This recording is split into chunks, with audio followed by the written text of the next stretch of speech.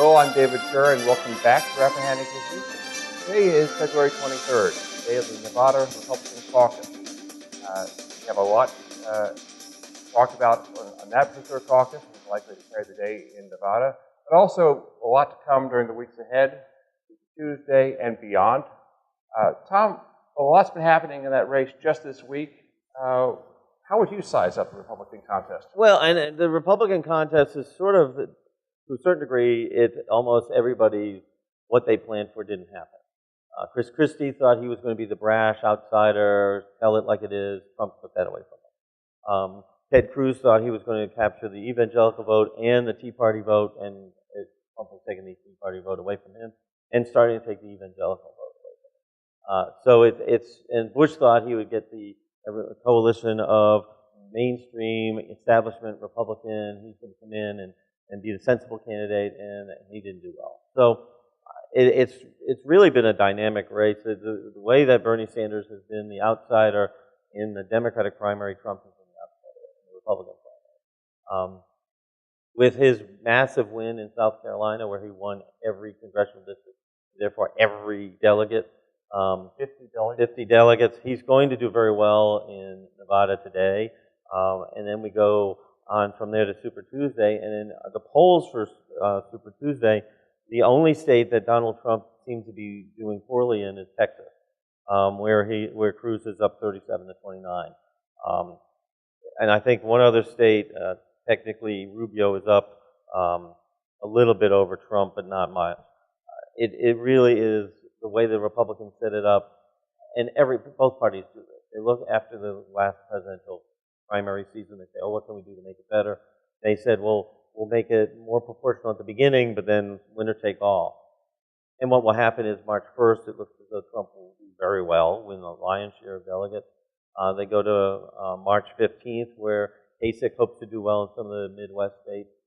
And again, Trump seems to be doing very well in most of those states. And then after that, it's winner take all.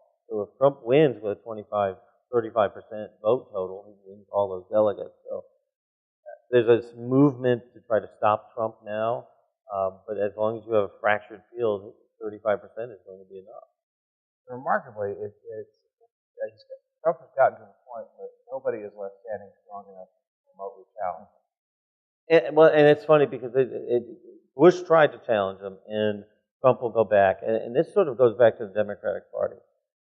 The more that it seemed like it was going to be Hillary Clinton to be the nominee, the more people, the Republicans who are more mainstream, looked at it and said, we want somebody that will go toe-to-toe with the Clintons. Clintons will not look over. And you saw that Trump started to rise, getting more of the traditional vote. And so then last week when it looked as though Bernie might be able to win some, you saw Rubio do well, and you saw it sort of, Kasich sort of picked up. Now that it looks like Hillary again, really there's going to be this feeling that we need somebody that's going to be strong enough. So we're talking about that 35 or 40%, which has had trouble breaking much beyond that. And like Hillary, you have a strong negative. How do you think and you know the GOP establishment, that's an awkward word to use, but you know it pretty well. How do you think they're going to react to a Trump candidacy? I've seen some definite grumbling on my own. Right. Well, some of them, I mean, up in D.C., they had somebody was on, one of the majority leader was on television this week. What Trump needs to do is pivot so that the mainstream Republicans, the ones that put the signs out, go door to door, work at the polls, put the bumper stickers up, will actually do it.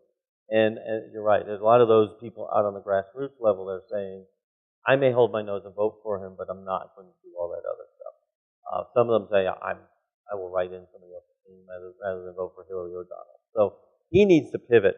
We've seen him pivot a little bit on some of the things where he backed off some of the statements. He was dropping swear words, and he sort of changed that more he's doing. But that's the challenge that he'll have to do. You're right, there's not somebody that's really strong to challenge him. Cruz has been hurt by his own campaign. The misinformation that they let out in Iowa against Ben Carson. And then when that came out to light, his response in the press conference was to say, well, yes, that was unfortunate, but CNN told us the information.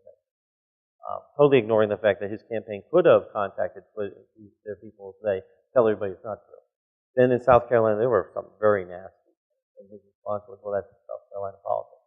Yesterday, one of his communications director was asked to turn in his resignation, which to fire him, but for a bad video that was sent. If you watch the press conference, Cruz came out and said, this guy was asked for his resignation, then spent the rest of it blasting and criticizing Rubio, which Trump was very effective. He said, how can you be viewed as a Christian if you run negative and nasty things?